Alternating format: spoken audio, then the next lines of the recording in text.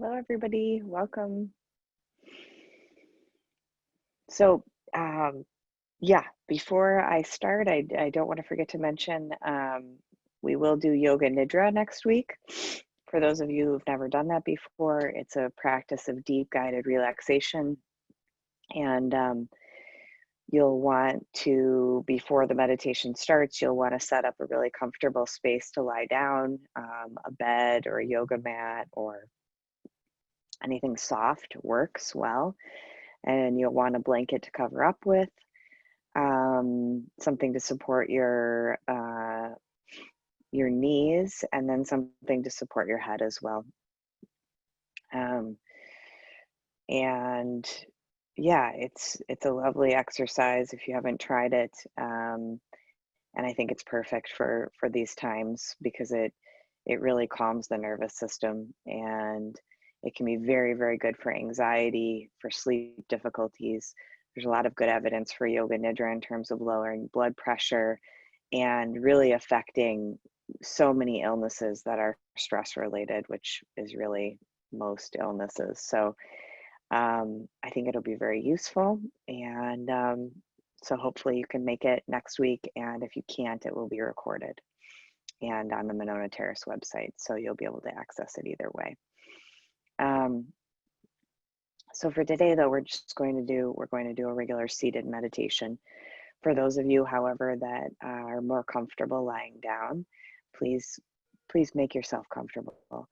And I've said this before, but if you're sleepy today, you could even try meditating standing up. Very hard to fall asleep if you're standing.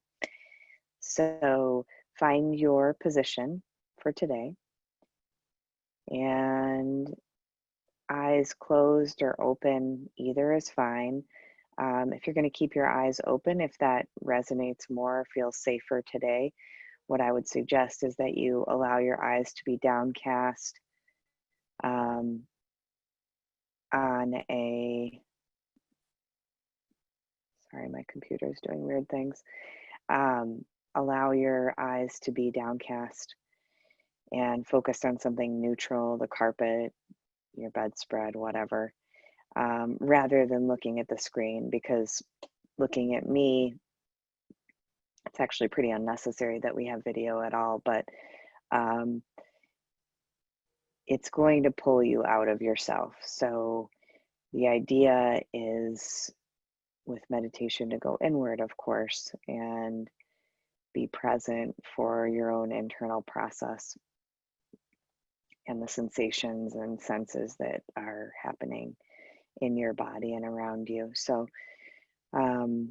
yeah, so just allowing the eyes to be soft and downcast, or closed. And so let's begin. If you're seated, find an upright but not overly rigid posture where your chin is slightly tucked, almost as if there was a string pulling up from the crown of your head, so that the spine is long. And let's just start with some belly breathing. So you're going to breathe in. If your nose is open today, if you aren't stuffy, breathe in through your nose. And imagine that you could direct the breath right down into the belly. So your lungs are going to expand, of course, but there's this sensation of the belly, the abdomen pushing outward with each in-breath. And if you've never done this before, try putting your hand on your belly just below the navel. And what should happen is when you breathe in, your hand should move outwards away from your body. And when you breathe out, your hand should come in closer to your body, closer to your spine. Now, if you're used to breathing very much up in the upper part of your body, your belly might suck in when you breathe in. But we're trying to get you to breathe down further because it's just more calming for the nervous system. And breathing up here is much shallower. You get less oxygen in, and it's sort of part of the fear response that we breathe up high, and it actually exacerbates the fear response and kind of creates this snowballing effect for anxiety and fear. So this it may seem simple or something like that, but it's actually quite important to learn how to breathe into the belly. So be quiet for a bit and just have you practice that. If you're struggling to get your belly to expand with the in-breath, lie down. It can be much easier to feel lying down. And you might even sort of artificially, as you breathe in, push your belly out, just to kind of give you a feeling of that. And you'll notice that if you do open your eyes, when I breathe in, my shoulders are not really rising much at all. You can kind of see there's a little bit of a rise. There's a little bit of chest expansion, but really most of the breath I'm directing down into my abdomen. And of course, we're not actually breathing into the abdomen. It's the diaphragm, the breathing muscle that pushes down, and that's what's pushing the belly outwards. So some people would call this diaphragmatic breathing.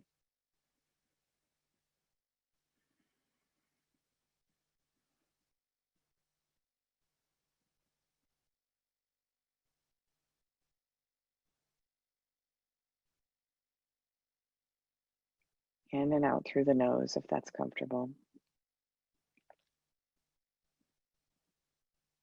And once you've got the hang of it, you can put your hands in your lap. You don't have to keep your hand on your belly unless that feels good or comforting, and then by all means, just keep it there.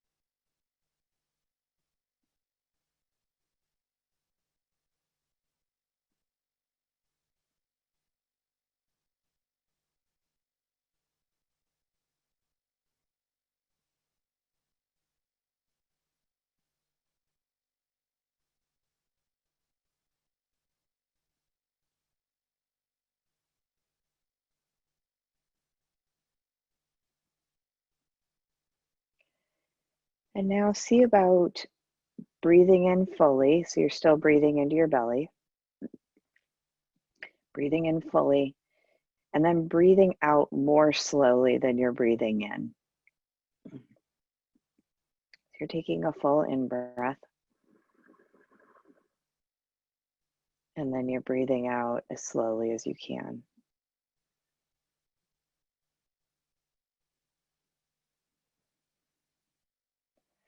And you might even, at the end of the out breath, at the very end of the out breath, you might even try contracting your abdominal muscles lightly to kind of get all of the air out. So we're doing full breathing. And if you're having trouble slowing down the exhale, what you can do is you can also make kind of an O with your lips and or pursing your lips, and you can breathe out in through your nose and out through your mouth.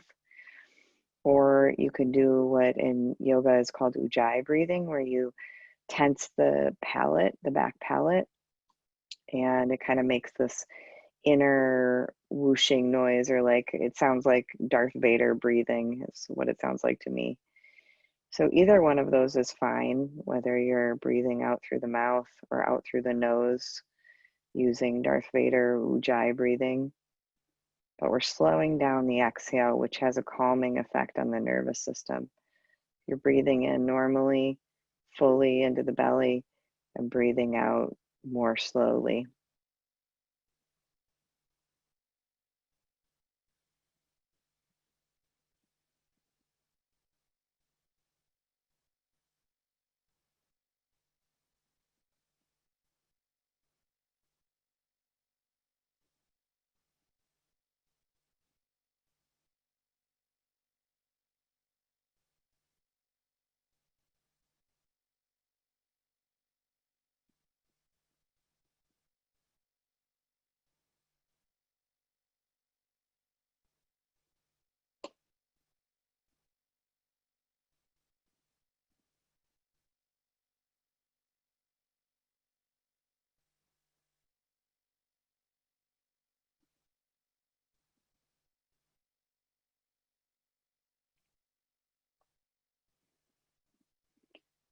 And what you're allowing your awareness to rest on is the physical sensations of breathing, the actual feeling of the air going in and out of your body.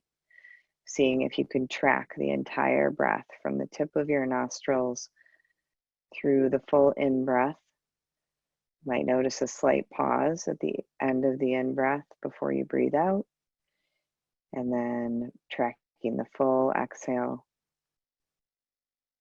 all the way until that last little bit of air is out of the lungs.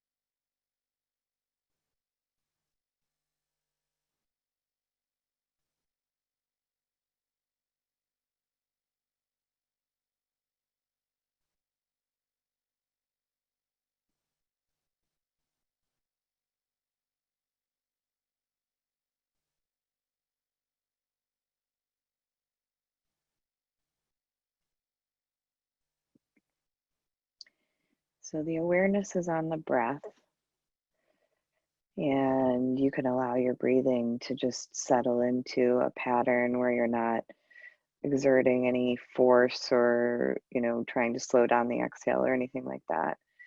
Just allowing the breath to come naturally. And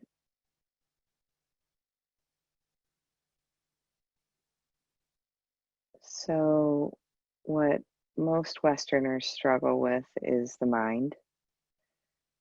And we have a story, many of us, especially those new to meditation, that we have to quiet the mind entirely, or we're not meditating, or we're screwing it up or doing it wrong. And so I just very strongly want to correct that misunderstanding You absolutely are meditating, even if your mind is super busy.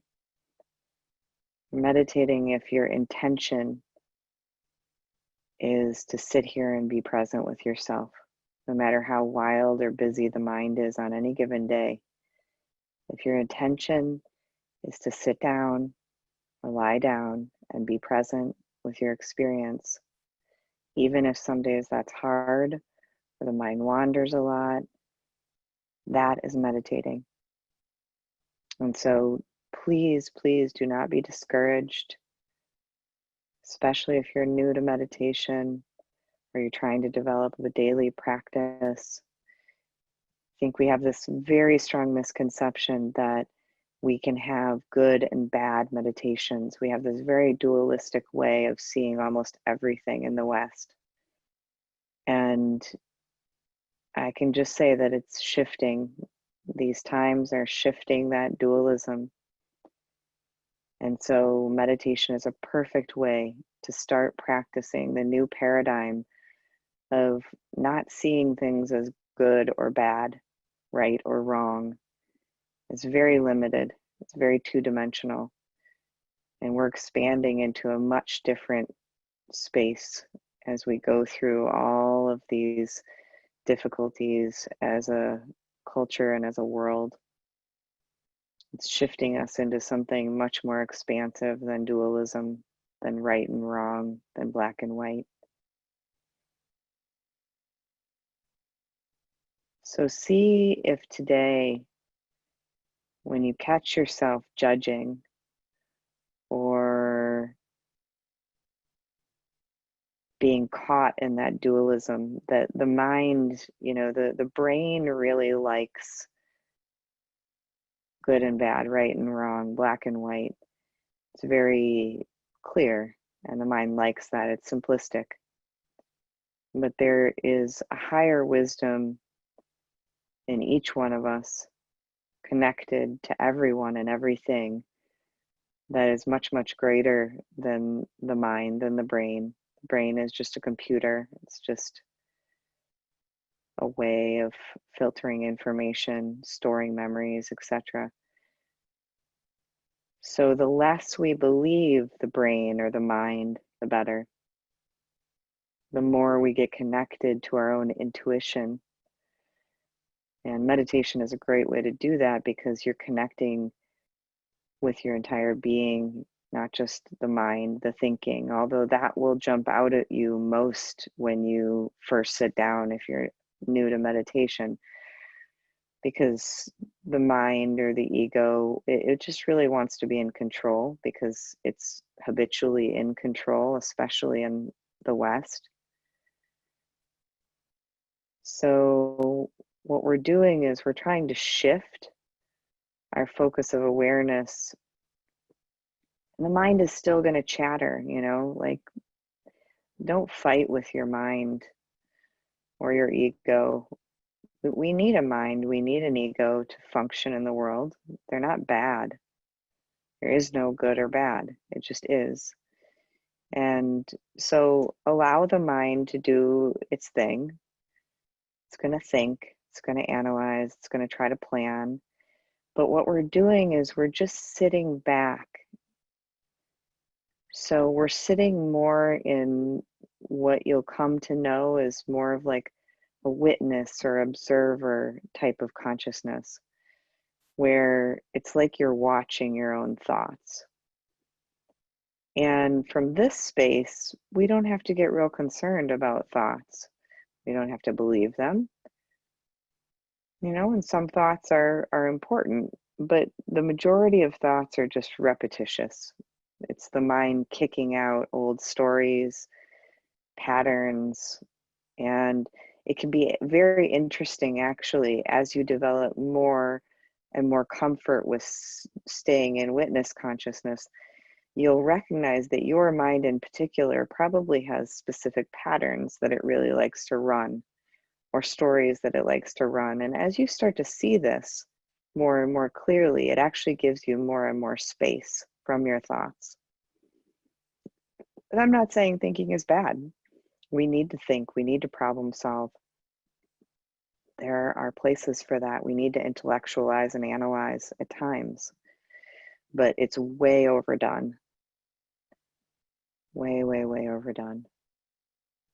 And it tends to disconnect us from that knowing, that inner knowing. So many, many, many of us have learned through our childhoods and adult experiences to shut down the emotions, to shut down that connection to the body. Maybe you've been through trauma, so maybe it's painful or scary. And so even more so then we will shut down our connection. But the tragic part of that is you lose this sense of groundedness in the body. You lose this sense of being connected to your own knowing. And as you connect up more and more with the awareness of body sensations, so, you might say, well, how do I do that? It's really it's difficult, but it's quite simple. It's all about becoming more and more aware of the body. The body will talk to you through sensations. The body will sometimes show you images, sometimes symbols or shapes even. It doesn't speak the language of the cognitive mind. And the more you get used to being in the body. Now, I will say that if you have a trauma history, that being in the body can feel quite scary. And so working with a therapist who knows how to help you get back into your body, if your body was violated in some way, can be particularly scary. But the amazing part about healing trauma is that it's actually this story that we have to stay disconnected from the body to feel safe that keeps us unsafe. It keeps us disconnected from our own inner tuition, our own intuition, our own sense of what is safe and what is not safe. And it creates this cycle of snowballing of fear and anxiety. By staying out of the body, you're living from your neck up. And that is where anxiety is. And if we're disconnected from the body, there's no grounding.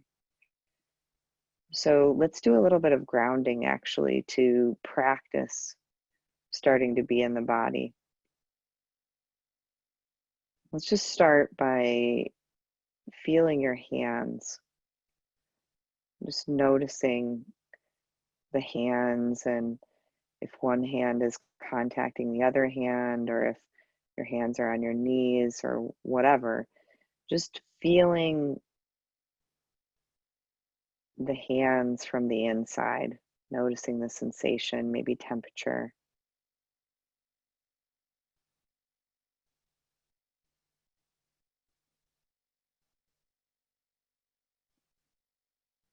And in the background, the breath is grounding you always to the present moment. Beauty of the breath, it's neither past nor future. The breath is always present, which is why it's such a good grounding force. Such a good force to keep you here and now. And that is the danger, when you're working with a history of trauma, is the mind tends to want to pull you into the past or into the future. And so actually learning how to stay grounded in the present moment in the body is highly, highly useful, and actually quite comforting, can be quite comforting, and feel quite safe as you learn how to stay in the present moment. And even for those that have not had significant trauma, right now is a very difficult time where people are feeling a lot of fear. We're projecting, our minds want to project out into the future and understand what tomorrow will be like, or what will be happening in 1 month or 2 months. And what this virus is teaching us is to be in the present moment. We are learning as a culture, as a world, that there is no way to figure things out in the future. The the most skillful way to live is by staying in the present. And when you are present, then the future unfolds and you recognize that there is perfect alignment as things unfold. But things unfold with you trusting your gut feelings because you're aware of them, because you're staying in the present moment. If you're projecting out into the future, you are not in touch with the present typically. So let's do some grounding, as I said. And what I want you to do is now become aware of where you can feel the bottom of your spine, or like your sits bones, right where your butt is contacting whatever you're sitting on.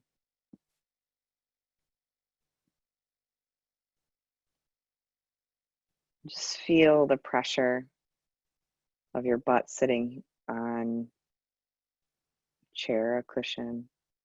And if you're lying down, then just feel the sacrum, feel the lower part of your spine lying down.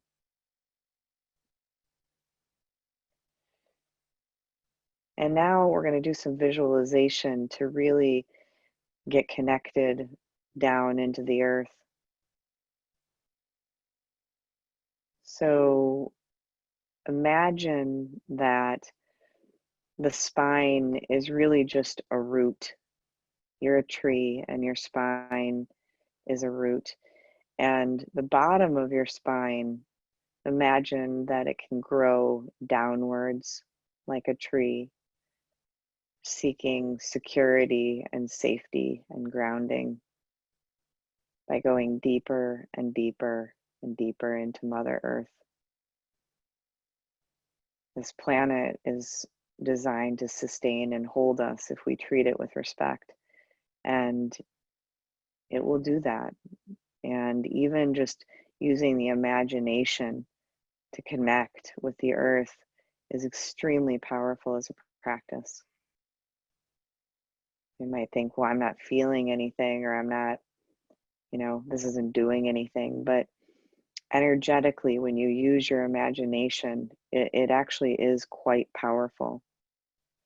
What we imagine, then we can manifest. So imagining things is a very, very powerful tool. So as you breathe in, I want you to imagine that you're breathing in earth energy.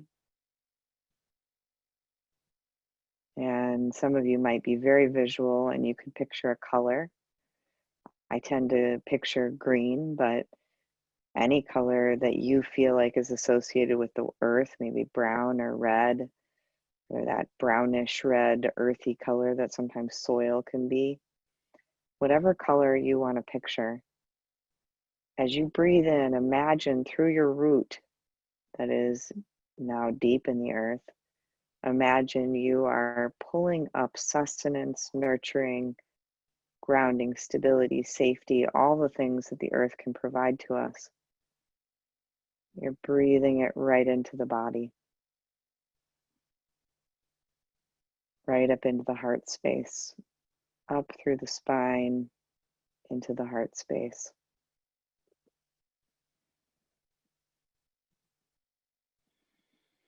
And as you breathe out, imagine the body just softening and receiving this gift, this grounding.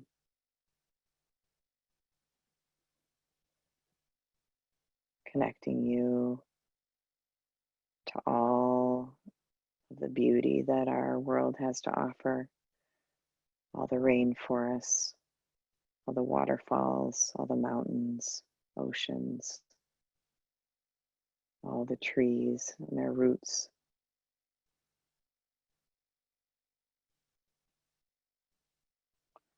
All the fungi and all the animals.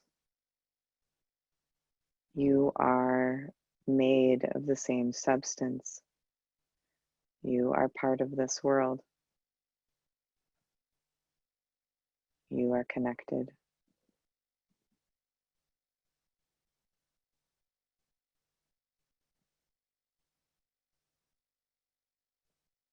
Much like fungi have all these little mycelium that travel underneath the ground, imagine that there is an energetic network that sentient beings have access to, because we do. And you could picture it as mycelium or tiny little hair-like roots coming off of your main root, connecting each one of us. If you picture everyone on this call today, 80, 100 people, however many of us are here, imagine each of our roots going down into the ground and then connecting through smaller, this intricate web of energy connected to each one of us,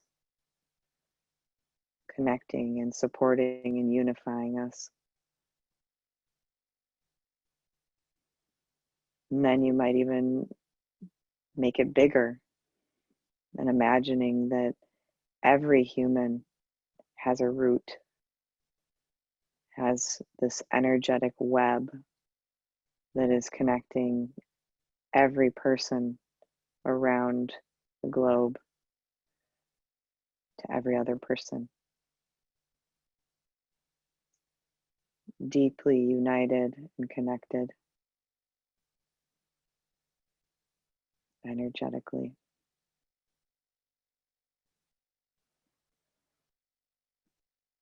What affects one will invariably, inevitably affect the rest. And this is our shared humanity. This is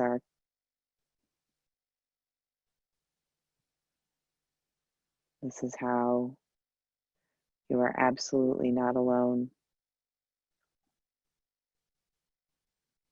We are all so interconnected. Whether you can feel that today or not,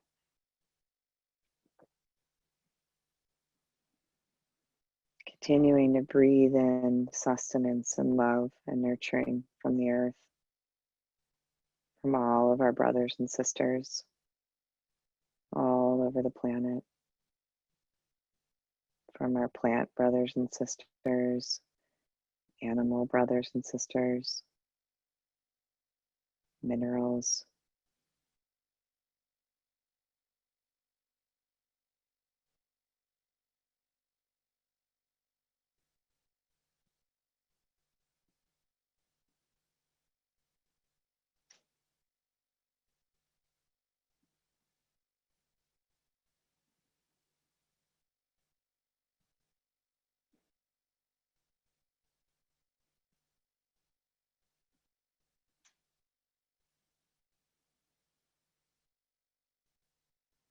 Noticing if you're feeling like you're holding any muscles in your face or your neck tightly, consciously with each out breath. So you're breathing in this sustaining energy. On the in breath, you're pulling it up through your root. And then on the out breath, you're softening your entire body, which allows you to receive the nurturing, allowing the guard to come down, allowing the earth to support you and sustain you and love you.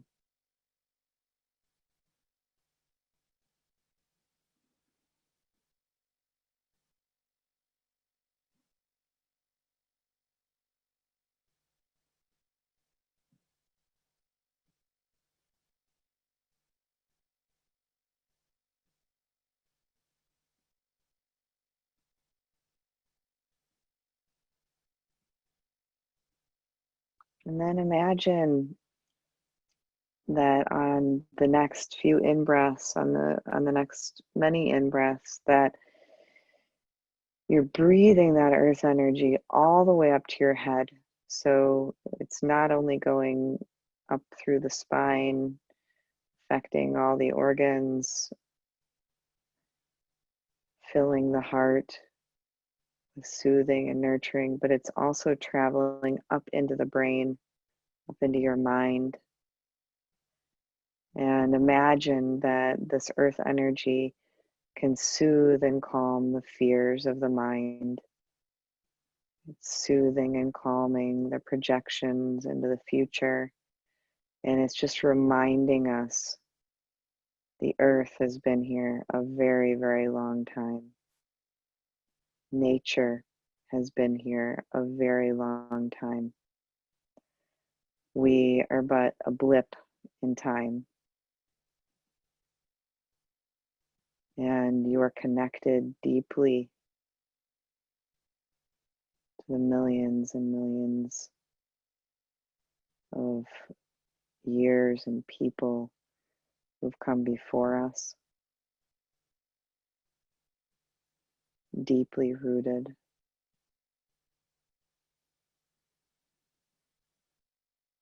So that you can see more clearly, so the mind can experience more clearly that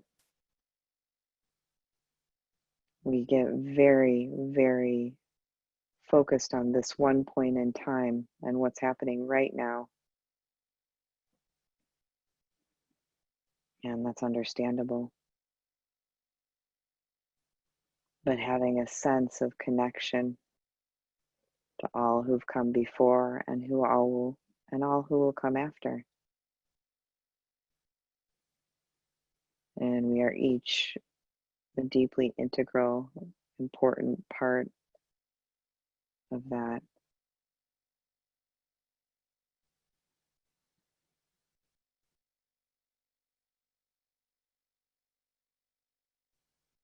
Get a sense of the vastness, much like imagining you are a droplet in the ocean.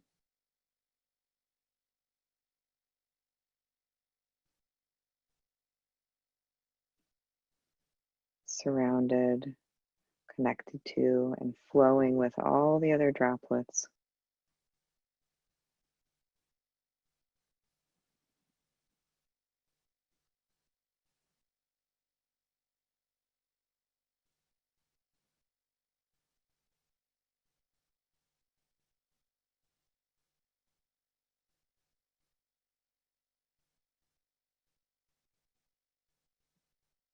Imagining the earth energy, which is connected to the waters, of course, moving through the body like water,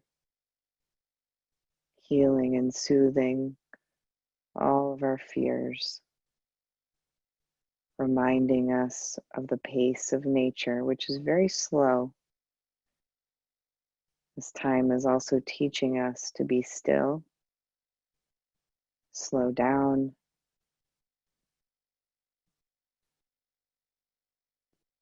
it's teaching us how to love ourselves even in the midst of stillness. Most of us have this story about productivity in our culture, and we're very hard on ourselves. I know I struggle with this on a daily basis. This story of if I'm not productive, that I'm not being of service, or somehow I'm less than. And so I'd invite you to look at that during this time and see if you're driving yourself, if you're pushing yourself. Notice how that feels. And see about the old stories of worth that are integrated with that, and this old belief system in the United States that we have, that if you're being still, if you're not being always moving, always fast, always productive, that you're not worthy. Each one of us is deeply worthy, unconditionally. And many times, stillness, rootedness, groundedness, that energy is far more useful at times than moving and fast and productivity. Being able to drop into a space of stillness is what we are all learning right now. is what we all have the opportunity to learn. Whether we choose to take this opportunity or not it's up to each one of us, really. And I personally believe that this is the way we can heal as a culture, as a world, as a planet. It's by being able to connect in with this stillness. The stillness is connected to the divine. But even if you don't believe in the divine or some sort of higher power, it doesn't matter. You don't have to believe anything specific. Connecting to your own inner guide, your own inner teacher, is going to raise up the planet. If each one of us could do that, if each one of us could trust and learn how to listen to our own body, our own knowing, we would each be moved to act in ways that are in alignment with our own being, or if you believe in soul, that are in alignment with your soul. And that is only going to heal the planet, heal the world, heal our connections with each other. Because when we connect inward, we recognize our shared humanity. We recognize that no matter what color we are or where we come from, we are all deeply, deeply interconnected. And when one of us is hurting, there's a ripple effect and we're all hurting. Similarly, when one of us rises and connects with their true purpose, their true meaning, we all rise a little bit. So when you meditate, if you feel like that's selfish or you have a story about that, see if you can release that, because really, when you're meditating and connecting inward like this, you're raising your own vibration by connecting to the present moment. And there is a ripple effect of energy, and you will affect every other being simply through the act of being still and going inward. It's a very powerful practice. So I've done a lot of talking today, and I'm going to be quiet now for our last few minutes. And I want you to just rest in this moment, however that looks for you. Sitting back and resting.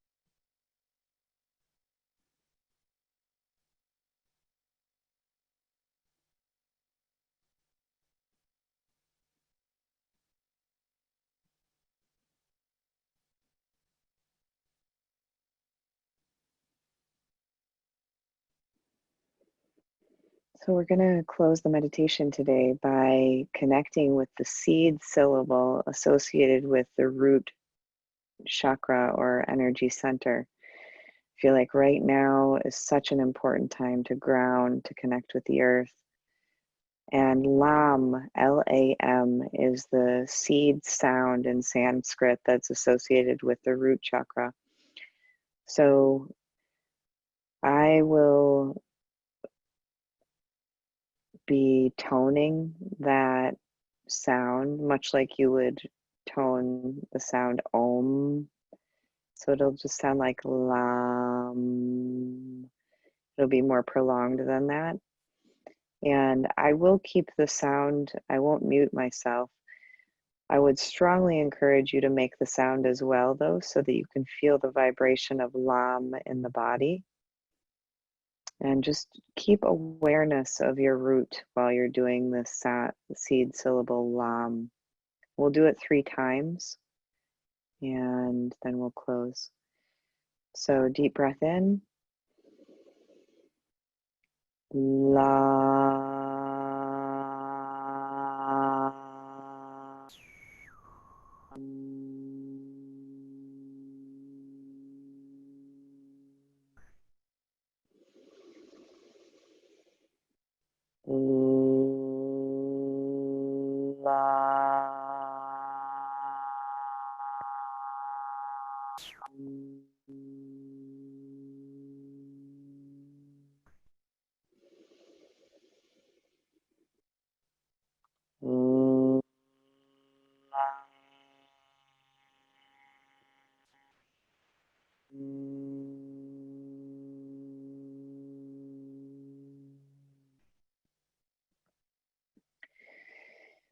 May the fruits of our practice spread outwards in all directions, affecting every being, human and otherwise, on the planet,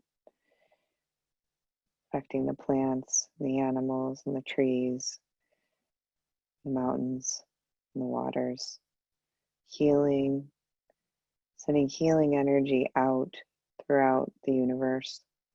May our practice today raise the vibration of all beings everywhere and help to relieve the suffering that beings are experiencing right now. Thank you so much for being present and for helping to heal the planet by being present and by being yourself and connecting with your truest light and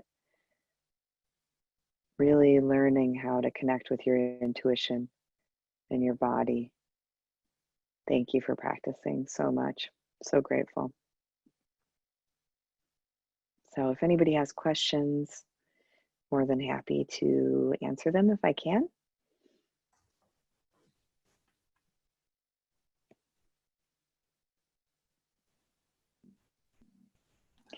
And I'll just mention again, and I'm sorry for those of you that have heard this many times, but if anybody is interested in working one-on-one with me, I do have a private practice that incorporates trauma healing and meditation. I'm a psychiatrist, so I can prescribe medications, but it's not primarily what I do. It's not my primary interest. So I incorporate a lot of inner child work and internal family systems therapy and connecting deeply with, really the way I do therapy is by helping people connect with their own inner knowing and finding their own answers. That's really what I'm all about. So I'm less of a therapist and more of somebody to journey with you and help you find your own answers so that you can live your truest, brightest, fullest life. That's what I'm excited about. So if you're interested in working with me individually, I don't take insurance, but I'm happy to talk about making it accessible to everyone, no matter what you can pay. So If you're interested in that, just respond to the email that Misty will send out and let her know you want to be in direct contact with me, and she'll forward your email to me. I'd Sarah, love do you want to to. mention next week's will be yoga? Mhm. Yep. So like I said at the beginning, Yoga Nidra will be next Wednesday at noon. And like I said, you'll want to have something comfortable to lie down upon. And you can do Yoga Nidra sitting up if you can't lie down. Um, or you can do it in a recliner. But you'll want something to support your head, something soft, and then something probably under your knees so that your low back is at the correct angle to not hurt your low back. You just want to be as comfortable as possible, essentially, and want to be warm enough because the body chills down during Yoga Nidra usually. But it could be a great practice for if you're struggling with anxiety or sleeplessness or stress, which most of us are experiencing some level of that right now, and some more than others. So I'm seeing some Q&A pop up. Let's see.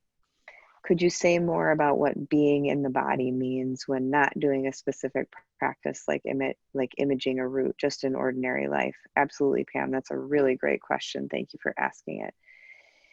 Being in the body, what I mean by that is simply connecting with the physical sensations of the body. So most of us, for at least the first few decades of life, I don't know about you, but because of various things that happened to me, I started to believe that my body was not a safe place. I didn't really cognitively think that, but I just became very disconnected from my emotions. It was not supported in my family culture to be connected to my emotions, and so I learned how to shut them down. If you're shutting down your emotions, the emotions, what feelings are, is simply a physical sensation in the body that we have named. So like fear, you'll notice if you start to pay attention to your body that fear will often feel like a tightness in the throat. There are a set of physical symptoms or sensations, not even symptoms, because they're normal, that we associate with certain emotions. And if you disconnect from emotions, which most of us have learned to do to get through teenagehood, even if you didn't have a traumatic childhood, just getting through being a teenager, most of us disconnected from our emotions, and therefore we disconnected from our body. So if you start to just simply pay attention to the physical sensations in your body. So for me, I know it really wasn't until my probably late 30s that I really started to get a sense of this. It can be very confusing what people mean by that if you've not practiced this. So don't be hard on yourself about it at all. Most people are very disconnected from their bodies in Western culture. And one good way to start if you feel like you're really disconnected from your body is by just going for a walk. That can be a very non-threatening way to do it. And just set the intention to have your feet be the object of your focus. So as you walk, feel the pressure of your feet against the ground. And the thing is when we bring awareness or attention to something, our awareness gets subtler and subtler and subtler. So right now, if you're used to not paying attention to your emotions or your body at all, I remember in my 20s in medical school, I'd get home at the end of the day from school and my neck and shoulders would just be killing me. And I'd have this pounding headache that I was completely unaware of the entire rest of the day. And I'd be like, when did this happen? I wouldn't notice it until I was home. And it was because I had learned how to block my body entirely to push through medical school and get through my classes and exams and whatnot. And so, we think that we have to disconnect from the body to get through the day. And sometimes we do, if we're really not living in resonance with our own inner guide, we might have to really disconnect it because it's too painful. And that's where working with a therapist can come in handy, somebody who knows about the body. I'm not saying necessarily me, but anyone who you feel a connection to who can work with you getting in your body. So, that's a good way to start, Pam, is by going on a walk, feeling your feet. Another thing to do when you have a flash of emotion, like if something happens interpersonally and you feel angry or you feel sad, just trying to feel what sadness feels like where am I feeling that? Do I feel a heaviness in the chest? It can be a way to have emotions start to not be so scary, because most of us think that emotions are terrifying because we've been trained that they are terrifying, that they're bad, that you're not supposed to feel, that you're not supposed to express them. But the more you recognize that emotions are actually just energies, they're energies in the body, and they present as sensation, actually. That's why they're called feelings, because you feel them. So yeah, I hope that answers your question, Pam. Let's see, I'm going to move on to the next one. Ideas for challenging my mind's search for the right or perfect time of day or pattern for meditation, and often resulting in not doing it at all on that day. Charlie. Yeah, I hear you, Charlie. I've been there, done that. Still struggle with that one. Let me feel into that one.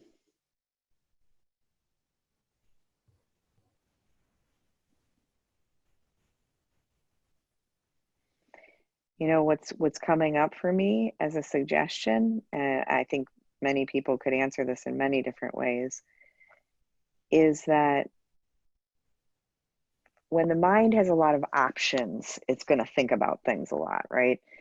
And so what I would do is I would set an intention for a week or even 2 weeks of I am going to meditate at this time of day, and for example, I have been setting the intention for myself to meditate right when I wake up, because for me, I have found that if I do anything else besides like literally go to the bathroom and maybe brush my teeth, if I do anything else, I just keep putting it off, putting it off, putting it off.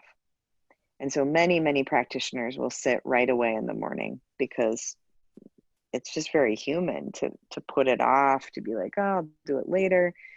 So, I don't know if that would work for you, Charlie, just trying first thing in the morning, like literally not doing anything else. The other thing that I would suggest if you're trying to have a daily practice is have your space set up and don't take it down and set it up every day. If you can set a chair or a cushion or whatever in a space that feels nourishing, maybe in front of a window if you have one, and having that be your practice space. If it's already set up, it will be much easier to sit, because then, the mind, like if it has stuff to do, oh, I got to set it up. It's a pain, I don't have time, the mind will find any excuse to not sit.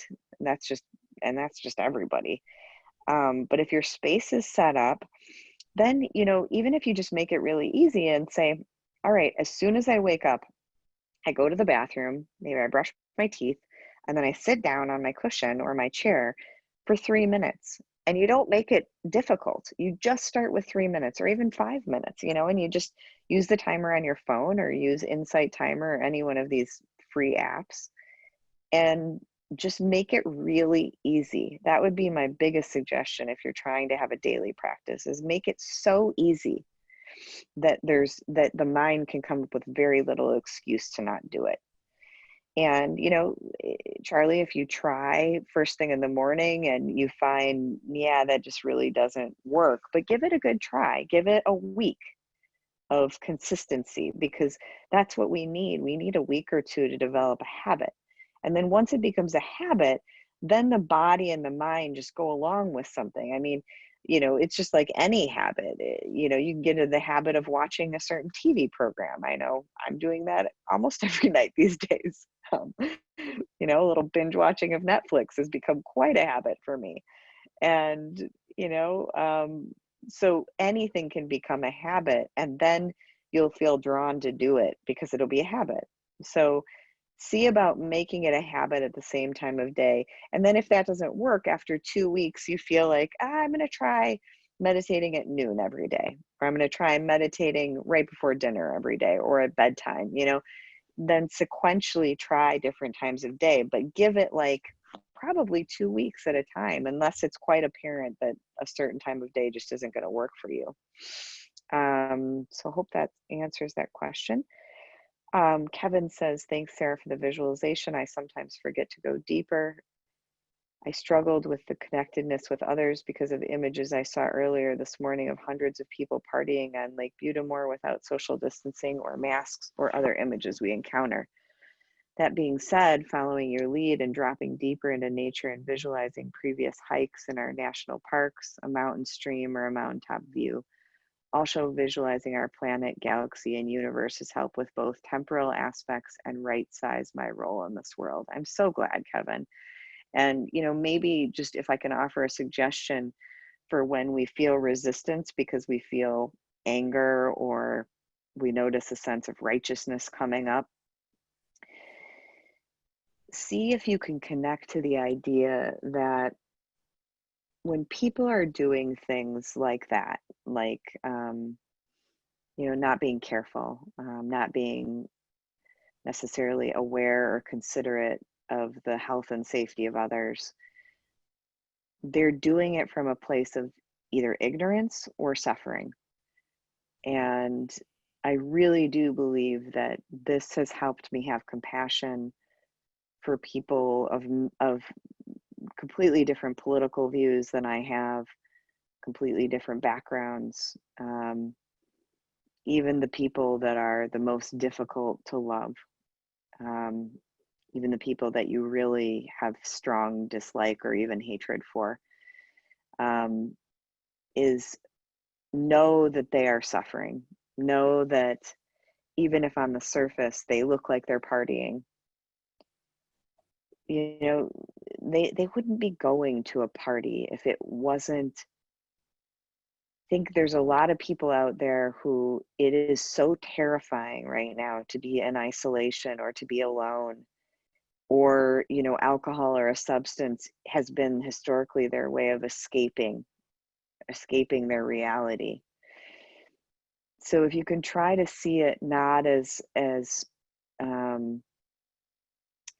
well, I guess if you can try to see it more as like, imagine that anyone who would go to a big party like that right now is probably suffering on some level. Um, or they wouldn't take that risk. They wouldn't, and I'm not saying it's right that they did that. I'm not saying that it's understandable to have anger and feel a sense of righteousness about that. But in order to really raise the vibration of our planet, compassion is what we need right now. And compassion for people of all political views, compassion for people of every background, of every race, really disintegrating the idea of us and them. That is what's going to heal all of us. So, disintegrating the idea of the people who wear masks and the people who don't wear masks. And just recognizing that right now and always, really, even if it looks inconsiderate and cruel on the surface, there's something going on, that we may not understand, that is pushing people to do things that on the surface may look cruel.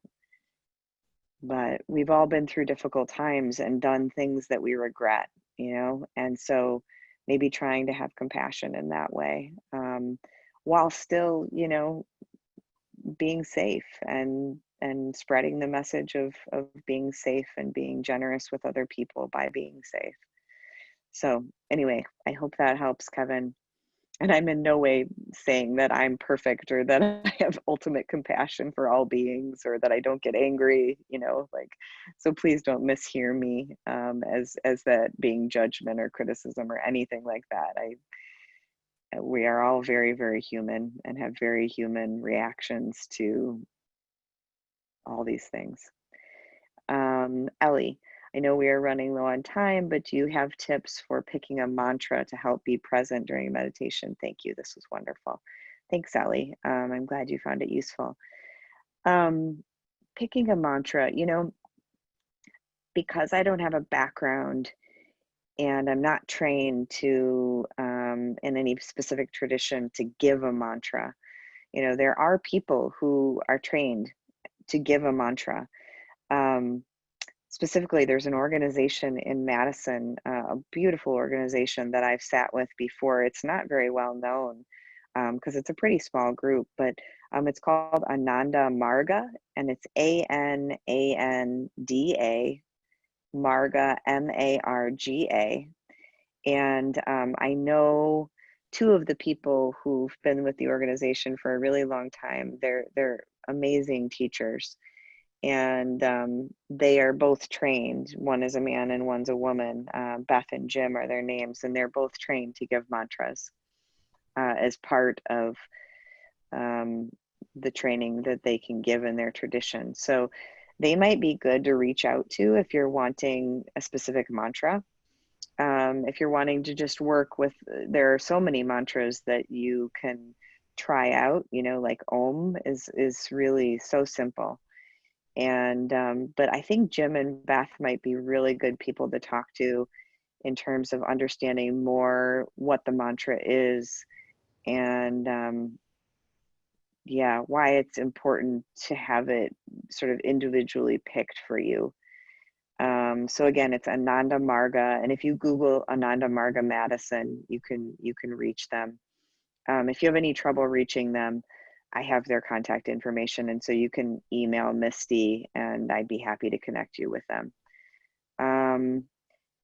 Kevin, thanks for that reminder again. My best friend always reminds me that people are emotional or spiritually sick, and they need our compassion. Exactly. That's exactly what I'm saying.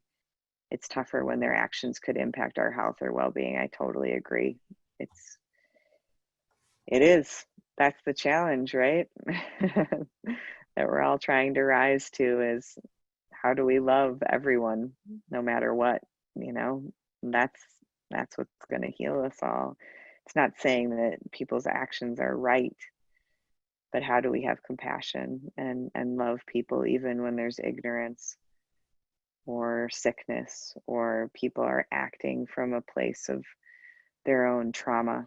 Usually that's what I've found. It's really people who've been traumatized that are acting from that place. So seems like that might be all for the Q&A, and I Yep. just want to thank each one of you again for coming and practicing together. This has been so nourishing to me during these times. So I want you to know it's just as beneficial and helpful to me as it is to you. So thank you.